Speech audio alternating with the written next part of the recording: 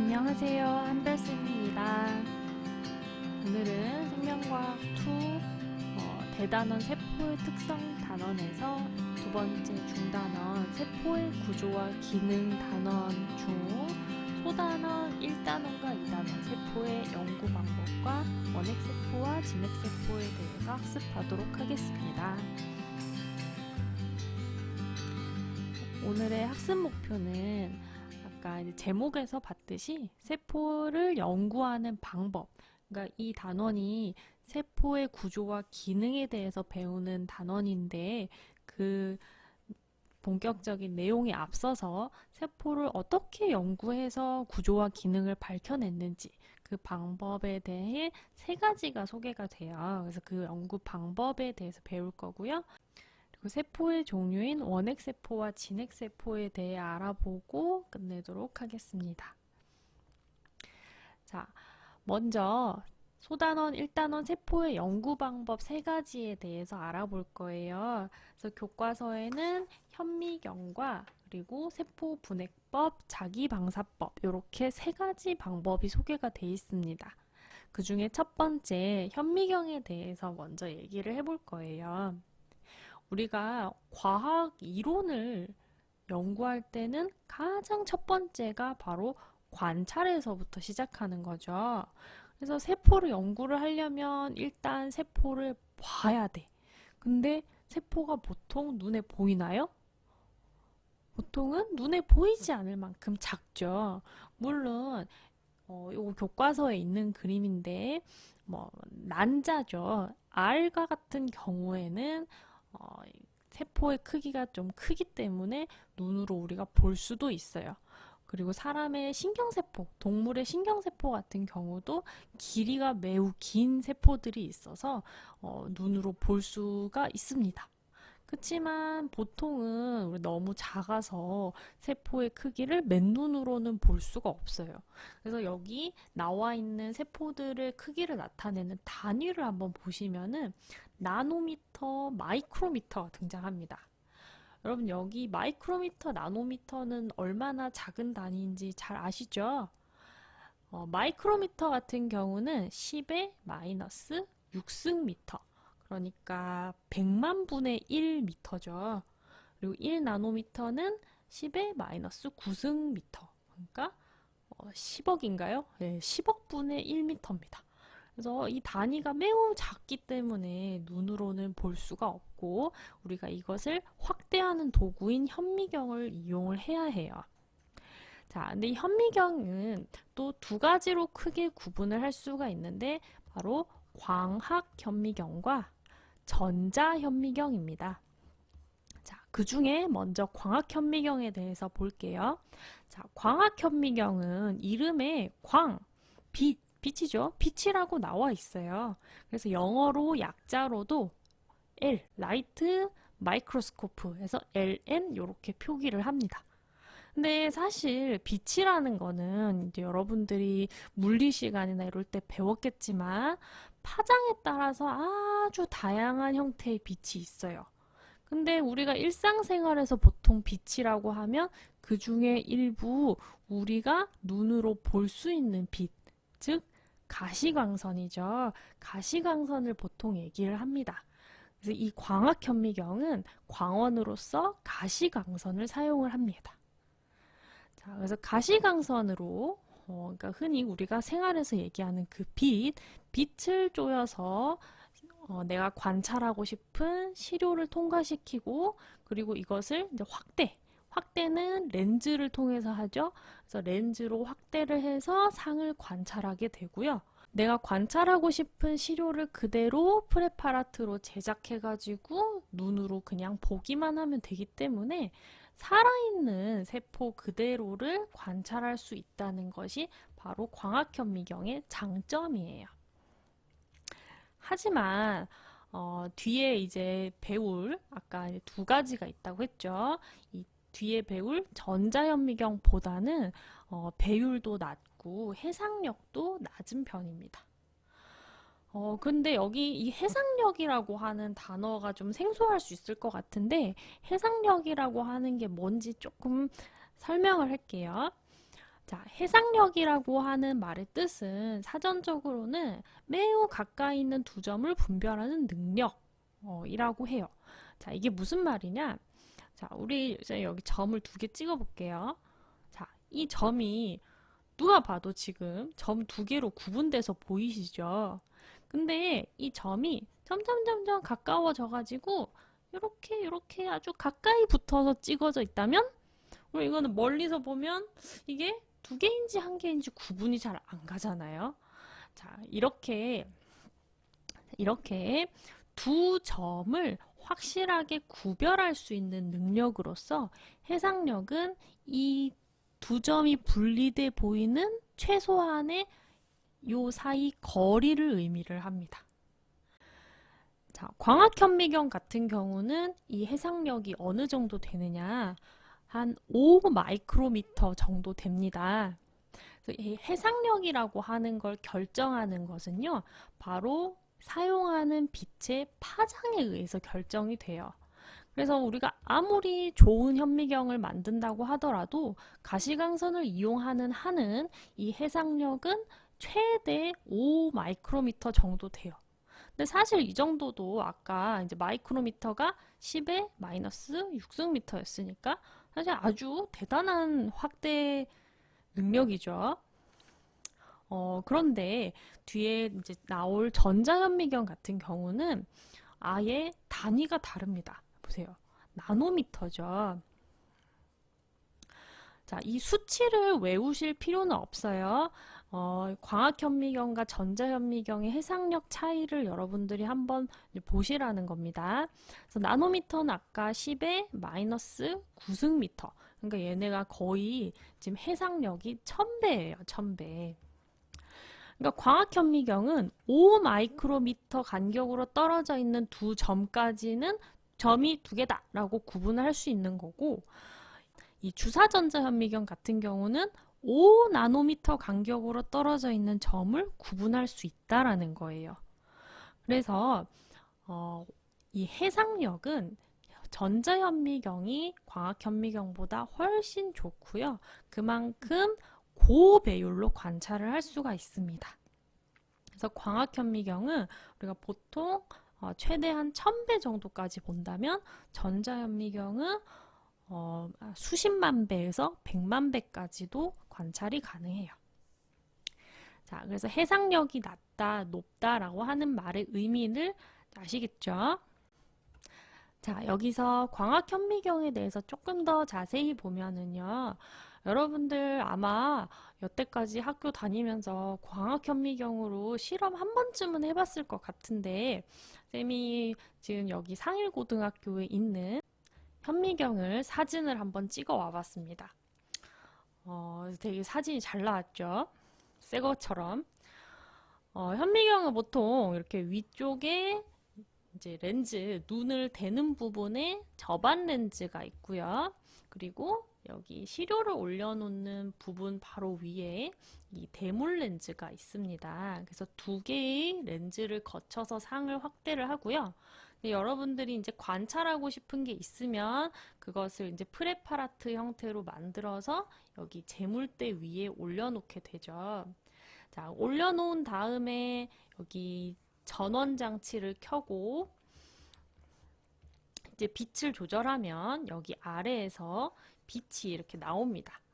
자, 그러면 빛이 나와서 이 시료를 통과하게 되는데 이 시료를 통과해야 빛이 우리 눈으로 들어오기 때문에 만약에 시료가 너무 두꺼워서 빛이 통과 못하면 당연히 우리 눈에 보이지가 않겠죠. 그래서 보통 얇게 표본을 만들어야 광학현미경으로 관찰을 할 수가 있습니다. 그래서 시료를 통과한 빛이 대물 렌즈에서 한번 확대가 되고 그다음에 접안 렌즈에서 확대가 돼서 우리의 눈으로 들어오게 되는 거예요. 여기 보일지 모르겠는데 보통 접안 렌즈는 10배 정도 렌즈를 쓰고요. 뭐 대물 렌즈는 뭐 4배, 10배 여기 여러 개가 달려 있는 거 보이시죠? 여러 가지가 있는데 최대 보통 100배 정도까지의 렌즈가 나옵니다. 그래서 이 두 가지를 곱하면 어떻게 돼요? 1000배 정도죠. 그래서 1000배 정도까지 관찰을 할 수가 있고, 사실 실제로 여러분들이 이제 실험으로 관찰해 보시면 아시겠지만 1000배 이상 넘어가면은 그 너무 좁은 시야로 들어오는 빛이 적어서 어두워서 상이 사실 잘 보이진 않아요. 그래서 1000배, 2000배까지 확대가 가능하긴 하지만 이제 배율이 너무 높아지면 좀 관찰이 어렵다는 점. 자, 그래서 어쨌든 이 광학현미경은 앞에서 본 것처럼 내가 보고 싶은 시료를 바로 프레파라트로 제작해가지고 올려놓기만 하면 볼 수 있기 때문에 이렇게 살아있는 생물을 관찰하기에 아주 좋습니다. 그래서 지금 여기 사진은 아메바고요. 아메바 말고도 뭐 집신벌레라든가 유글레나라든가 살아있는 단세포 생물들을 볼 수가 있고요. 그리고 요거는 선생님이 예전에 실험해서 찍어 놓은 사진인데 유채꽃의 화분, 그러니까 꽃가루입니다. 그래서 꽃가루를 발화시킨 실험이에요. 그래서 꽃가루를 설탕물에 담그고 조금 놔두면은요, 이 꽃가루가 여기가 암술인 줄 알고 여기서 이제 화분간이 이렇게 자라 나오기 시작합니다. 그래서 이렇게 실제 세포가 살아서 생명활동을 하는 것을 바로 지켜볼 수 있다라는 장점이 있습니다. 여러분들이 광학현미경으로 해본 실험 중에 하나가 아마 양파 표피세포 관찰일 거예요. 자, 왼쪽에 있는 사진이 양파 표피세포를 그냥 관찰한 겁니다. 양파는 식물세포이기 때문에 이렇게 세포벽이 있어서 각진 형태로 나타나는 거 볼 수 있죠. 실제로 세포들은 뭐 엽록체가 있거나 하지 않으면 보통 색깔이 없어서 사실 이렇게 그냥 희미하게, 투명하게 별로 뭐가 잘 보이지가 않아요. 그래서 여러분들이 좀 세포 소기관을 더 잘 관찰하기 위해서 어떤 과정을 거칩니까? 네, 염색을 하게 됩니다. 염색. 여러분들 아마 그 막 식초 냄새 나는 그 빨간 용액을 떨어뜨려 가지고 염색을 시켜 가지고 관찰을 많이 했을 거예요. 여기 보시면은 핵이 이렇게 관찰이 되는 게 보이죠. 자, 여기에 사용된 염색약은 뭐다? 바로 아세트산 카민입니다. 여기 첫 줄에 나와 있는 예예요. 자, 이 세포의 염색약에 대한 부분은 교과서에 안 나와 있거든요. 그래서 이 부분은 필기를 좀 해주시면 좋겠어요. 자, 아세트산 카민 말고도 메틸렌 블루, 에오신, 야노스 그린, 김사액 이렇게 5가지 염색약이 나와 있고 얘네가 주로 생물 실험에서 많이 쓰이는, 자주 쓰이는 염색약입니다. 자, 아세트산 카민은 아까 앞에서 봤듯이 세포의 핵을 염색하고 붉은색으로 나타나게 해요. 그리고 메틸렌 블루는 역시 핵을 염색하고 이름에 블루라고 돼 있잖아요. 푸른색으로 염색을 합니다.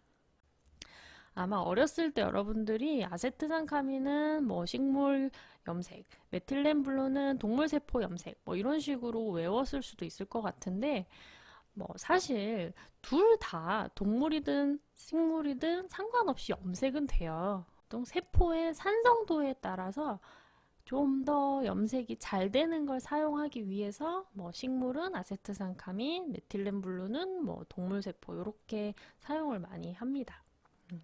근데 둘 다 염색 되긴 돼요. 자, 그리고 나머지 셋은 좀 생소할 수도 있을 것 같아요. 에오신이라고 하는 염색약은 세포질, 세포의 핵 말고 나머지 채우고 있는 이 세포질 부분을 붉은색으로 염색을 해주고요. 야누스 그린은 미토콘드리아를 염색하고 이름에 그린 돼 있잖아요. 네, 녹색으로 염색을 합니다. 자, 그리고 김사액은 김차 자액이라고 표기되어 있는 경우도 있는데 김자, 영어로는 사인데 어쨌든 이 용액을 만든 사람의 이름이고요. 감자 아니에요. 예, 김사액입니다. 김사액은 뭘 염색하느냐? 핵을 푸른색으로 염색하고 세포질은 붉은색으로 염색해요. 그러니까 얘는 두 가지를 동시에 하는데 하는 걸 보니까 위에 메틸렌블루하고 에오신하고 똑같죠? 네, 똑같을 수밖에 없어요. 왜냐하면 김사액은 메틸렌블루랑 에오신을 섞은 거거든요. 네, 그렇게 5가지 염색약 필기해 두시면 되겠습니다. 자, 광학현미경은 살아있는 세포를 그대로 관찰을 할 수 있고 원래 세포의 상태를 그대로 걔네의 색깔, 형태 이런 거를 관찰을 할 수 있지만 우리가 관찰을 돕기 위해 염색약을 사용을 많이 합니다. 근데 이 염색약을 사용하게 되면 아무래도 약품 처리를 할 수밖에 없기 때문에 세포의 성분 같은 게 변할 수도 있겠죠. 그래서 이제 요즘은 기술이 계속 발달하고 있다 보니까 이런 점을 보완한 현미경들도 나오고 있는데요. 자, 요 사진은 교과서 31쪽에 있는 사진입니다. 왼쪽에 있는 게 앞에서 봤던 일반적인 광학 현미경이에요. 이제 세포가 그러니까 색깔이 없으니까 이렇게 투명하게 보이고 잘 구분이 안 됩니다. 근데 두 번째 사진은 위상차 현미경이라고 하는 광학 현미경으로 관찰한 사진이에요. 자, 위상차 현미경은 빛이 세포를 통과할 때 물질에 따라서 굴절률이 다 다르게 나타나는데 이 굴절률의 차이를 명암으로 나타내게 해주는 현미경입니다. 그래서 염색을 하지 않아도 대비를 높여준다고 보면 될 것 같아요. 그러니까 더 어두운 곳은 더 어둡게 만들어줘서 명암을 더 명확하게, 그래서 세포의 형태를 더 명확하게 나타내주는 현미경으로서 다른 염색을 하지 않아도 세포 모습을 잘 관찰을 할 수가 있다는 장점이 있어요. 그리고 오른쪽에 있는 현미경은 형광 현미경으로 염색약을 형광을 띠는 용액을 사용을 합니다. 근데 주로 이때 사용하는 이 형광 염색약은 그러니까 특정 물질만 혹은 특정 기관만 염색하도록 해서 어떤 소기관이 어디에 위치하는가, 지금 이 세포 같은 경우는 이 초록색으로 나타나 있는 게 이제 세포 골격이에요. 그래서 세포 골격만 염색을 시켜서 어디에 어떤 구조가 위치하는지 이렇게 확인할 수 있게 좀 더 앞에 봤던 염색약보다는 세포 구조를 명확하게 나타낼 수 있게 해주는 그런 현미경입니다. 그래서 광학 현미경도 이렇게 다양한 종류가 있다는 것. 자, 그러면 이제 전자현미경으로 넘어가겠습니다.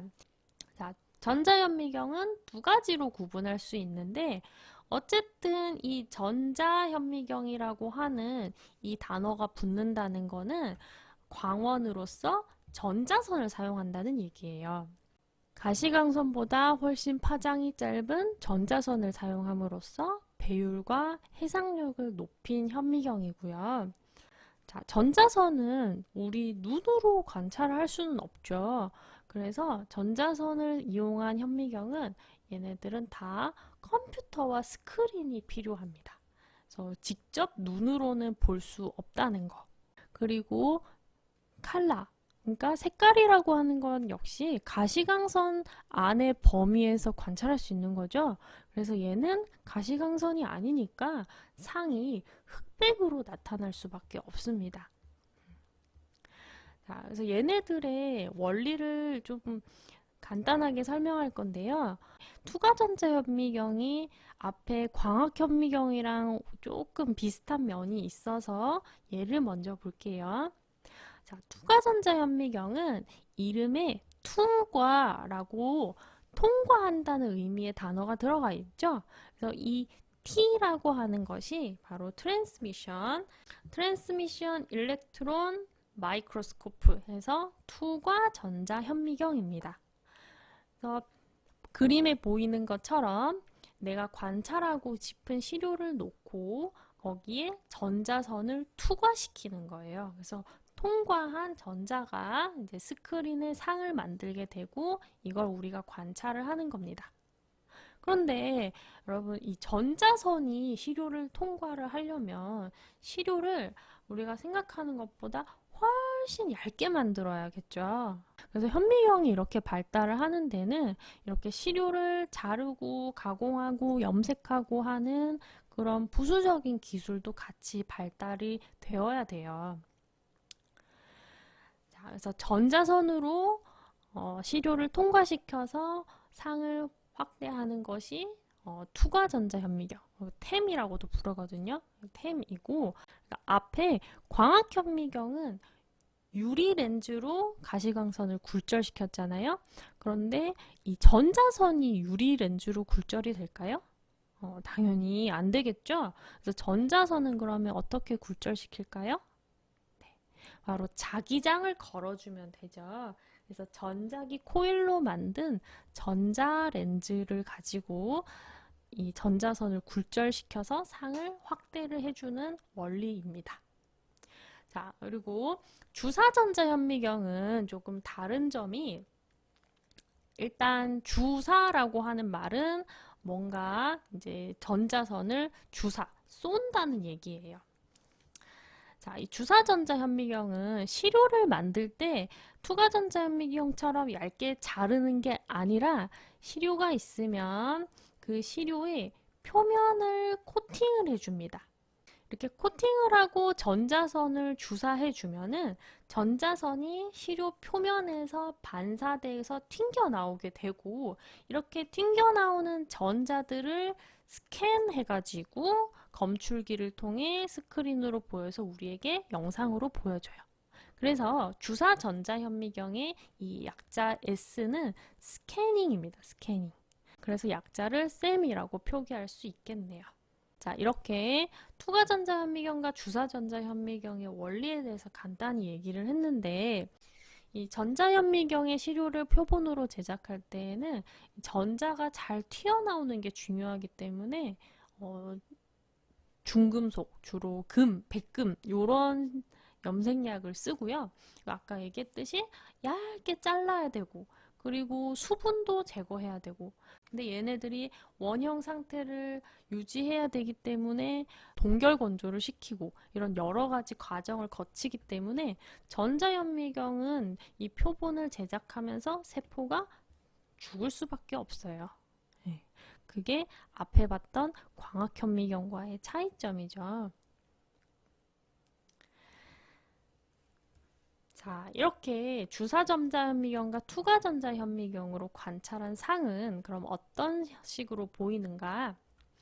자, 주사전자 현미경은 우리가 표면을 코팅해서 관찰을 했잖아요. 그래서 세포 표면이나 외부 형태를 연구하는 거 좋고요.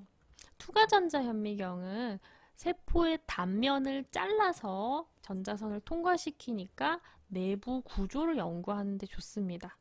예시 사진을 한번 볼게요.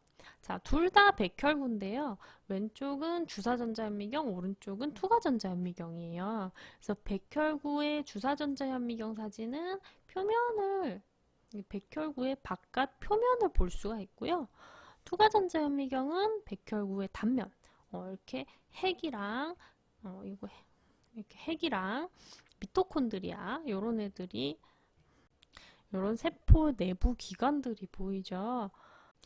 자, 투과전자 현미경 사진을 하나 더 보면 얘는 미토콘드리아의 템 사진인데, 미토콘드리아는 우리가 광학 현미경으로 본다고 하면은 야누스 그린으로 염색을 해도요.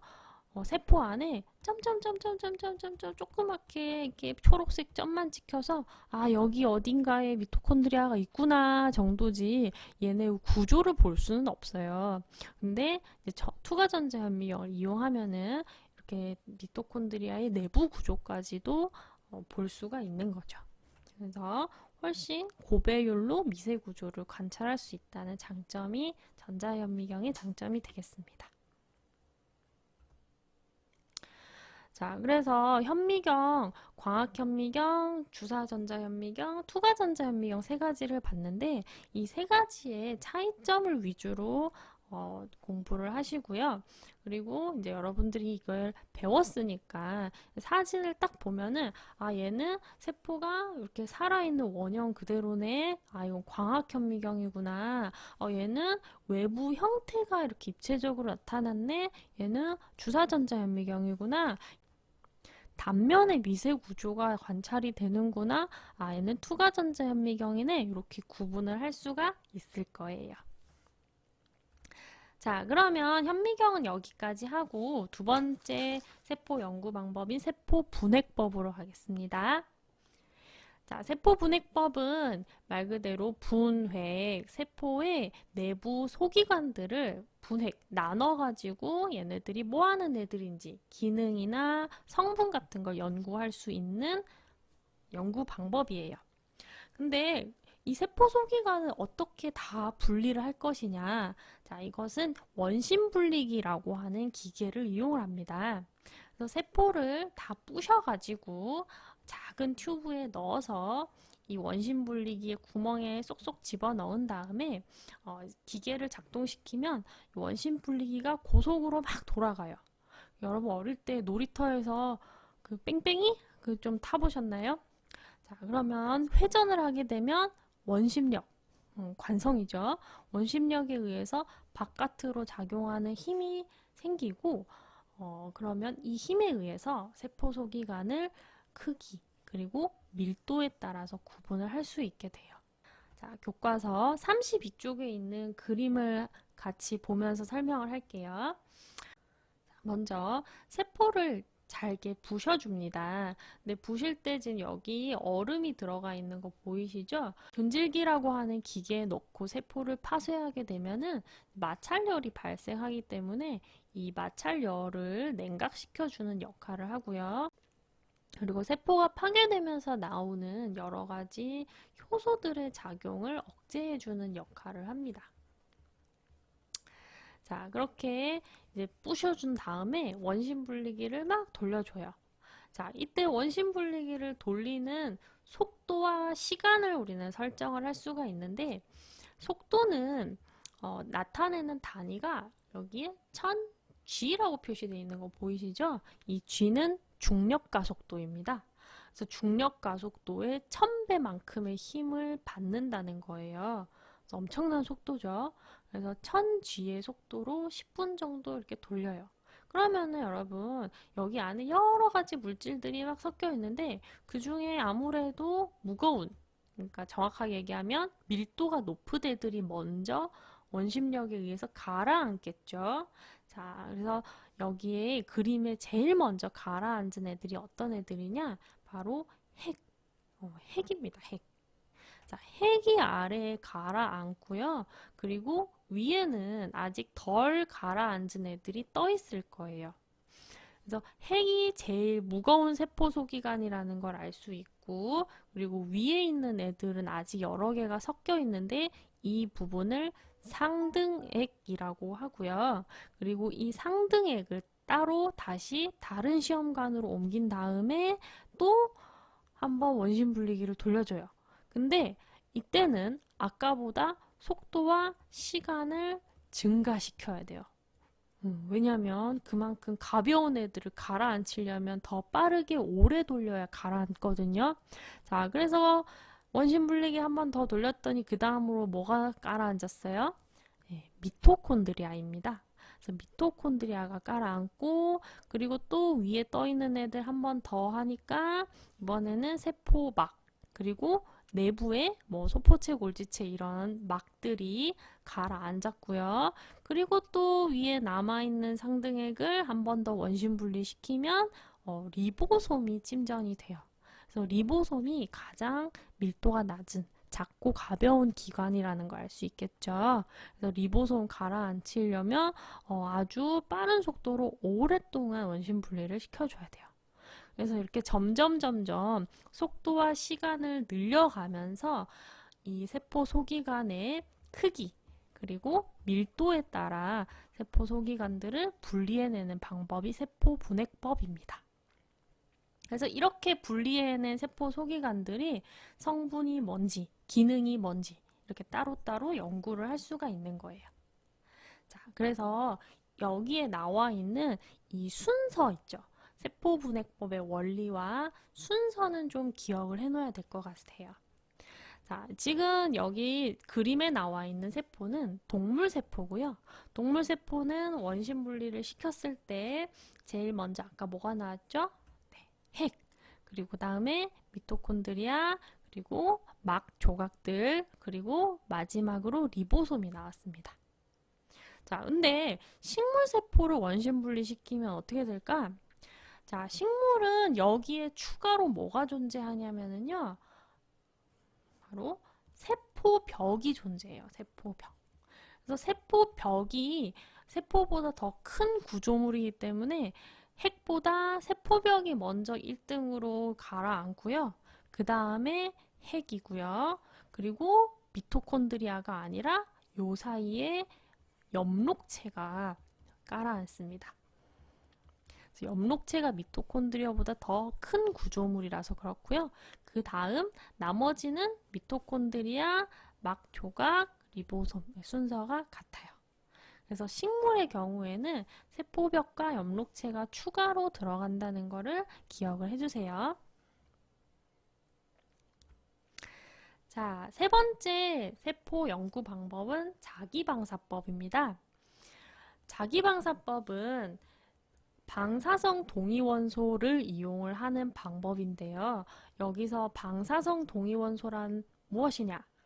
여러분, 동위원소는 혹시 화학 시간에 배우셨나요?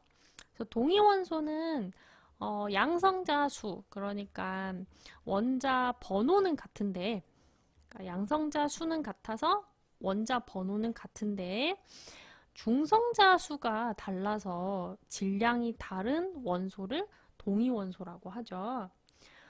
근데 그런 동위원소 중에서는 원자 핵이 불안정하니까 얘네가 점점 붕괴가 되면서 방사성을 띠는 애들이 있어요.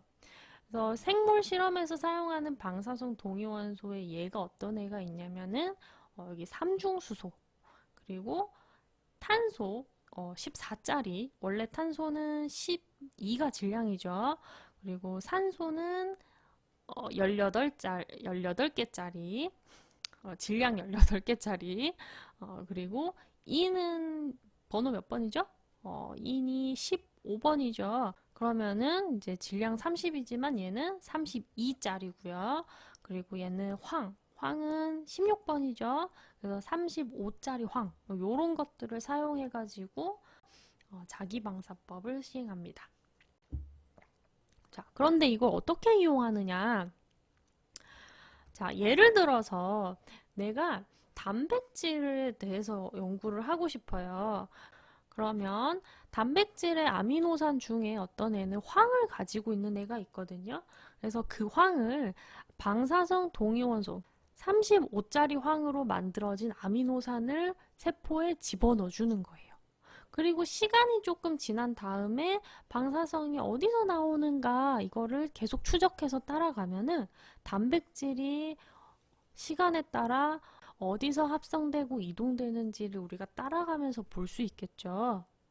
혹은 내가 14짜리 탄소로 표시된 이산화탄소를 넣어주고 얘네가 광합성 과정을 거치면서 어떤 물질에 거쳐서 포도당이 되는지 물질 대사의 과정, 경로를 알아내는 데도 사용을 할 수가 있어요. 자, 그래서 이 방사성 동위원소를 이용하면은 방출되는 방사성을 추적하면서 물질의 이동 과정, 변화 과정을 알아낼 수가 있습니다. 자, 넘어가기 전에 나와 있는 여기 사진을 보면은요, 실제 자기방사법을 이용해서 얻어낸 사진입니다. 자, 방사선은 X선 필름으로 검출해낼 수가 있죠. X선 필름으로 현상을 해보면 이렇게 방사성이 나타나는 부분은 이렇게 까맣게 나타나는 것을 볼 수가 있어요. 그리고 X선 사진 찍으면 시커멓잖아요. 자, 그러면 이제 소단원 세포의 연구 방법에 대해서는 끝났고요. 두 번째 소단은 원핵세포와 진핵세포에 대해서 보도록 하겠습니다. 자, 이 단원이 세포의 구조와 기능에 대한 단원인데 세포의 구조에 대해서 배우기에 앞서서 세포는 크게 원핵세포, 진핵세포 두 가지로 나눌 수가 있는데 원핵세포와 진핵세포의 가장 큰 차이점, 얘네를 구분짓는 차이점은 바로 핵막이 있느냐 없느냐죠. 그래서 핵막이 없으면 원핵이고요. 있으면 진핵세포입니다. 그래서 그림을 보면은요. 자, 그림 교과서 33쪽에 있는 그림이고요. 원핵세포는 핵막이 없으니까 원래 핵 속에 들어있어야 될 DNA, 유전물질이 그냥 이렇게 세포질에 막 퍼져 있어요. 그렇죠? 그렇지만 진핵세포는 핵막이 있어서 이렇게 핵이라고 하는 구조물 안에 DNA 유전물질이 들어있죠.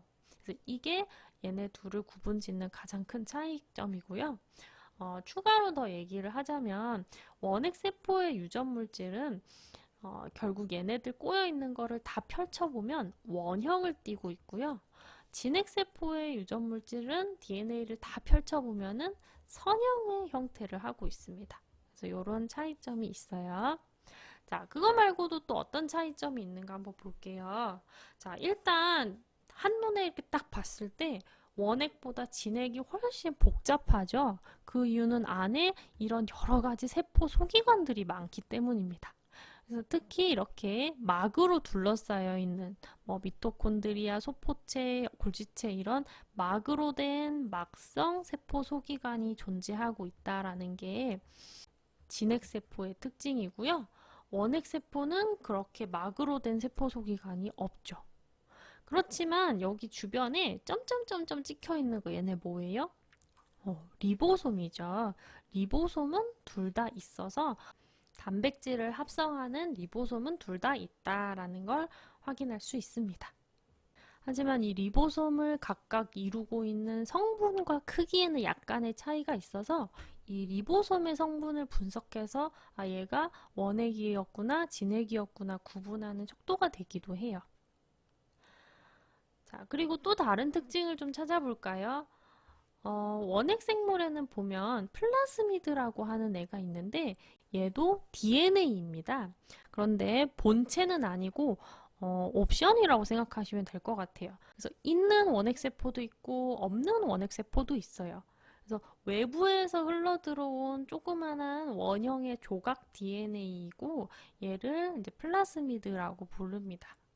세균으로 하여금 여러 가지 추가적인 기능, 항생제 면역이라던가 아니면 추가 물질을 생성한다거나 하는 기능을 부여해 줄 수 있는 작은 옵션 같은 DNA이고요. 그리고 또 그림에서 발견할 수 있는 특징이 뭐가 있을까? 여기 세포벽이 있습니다. 원핵세포들도 세포벽을 가지고 있어요. 그런데 이 세포벽은 식물의 세포벽과 다르게 셀룰로스가 아니라 펩티도글리칸이라고 하는 물질, 다당류 물질로 이루어져 있어요. 그래서 이 펩티도글리칸 교과서 33쪽 오른쪽에 세포벽 설명 조그맣게 나와 있으니까 그 부분을 참고하시고요.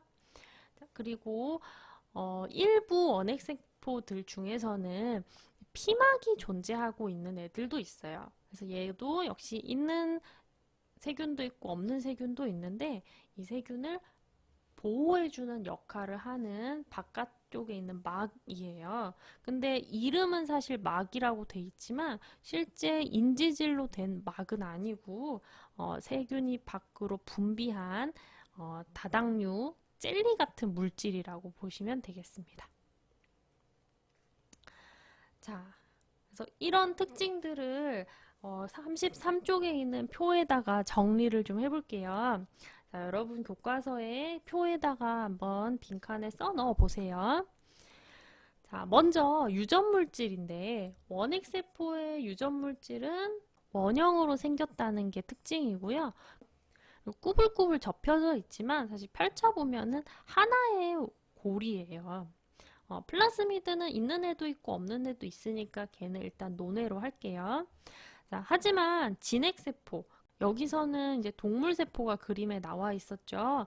그래서 동물세포 같은 경우는 DNA가 여러 개가 있어요. 그래서 우리가 세포 분열할 때 여러분들이 배웠을 텐데 응축이 되면은 여러 개의 염색체가 나와죠. 그래서 다수의 선형으로 돼 있는 DNA가 존재합니다. 자, 그리고 원핵세포, 진핵세포를 구분짓는 가장 중요한 특징이 바로 핵막이죠. 그래서 원핵은 핵막이 없고 진핵은 핵막이 있다. 그래서 원시의 핵을 가진다. 원핵. 진정한 핵을 가진다. 진핵. 이렇게 이름을 붙였어요.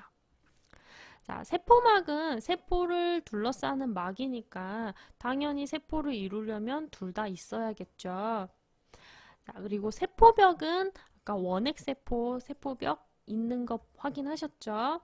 근데 동물 세포는 세포벽이 없죠. 그치만 우리가 진핵세포에 속하는 다른 식물이나 뭐 균류 같은 애들은 세포벽이 존재합니다.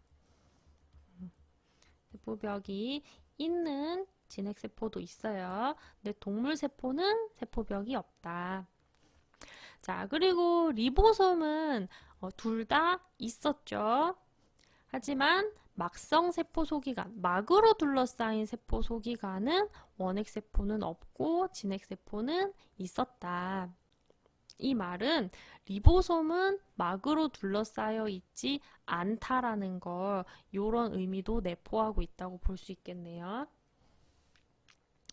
자, 그리고 넘어가기 전에 여기에 해당하는 예시 생물을 한번 볼게요.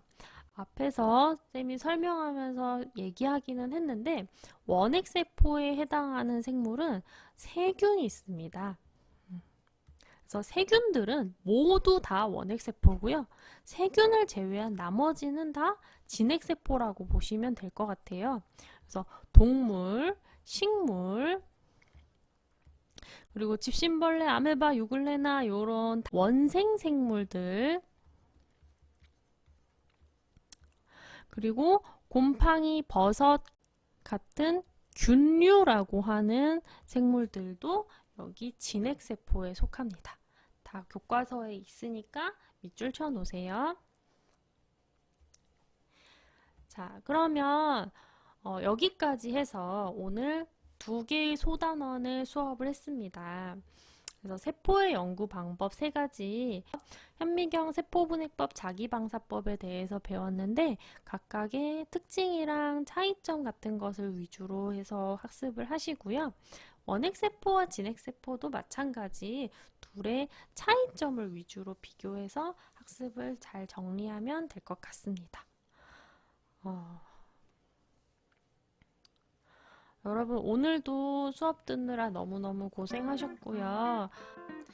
벌써 온라인 개학 2주차에 접어 들어가고 있는데 수업하는 것도 힘들고 듣는 것도 힘들고 다들 많이 지쳤을 것 같아요.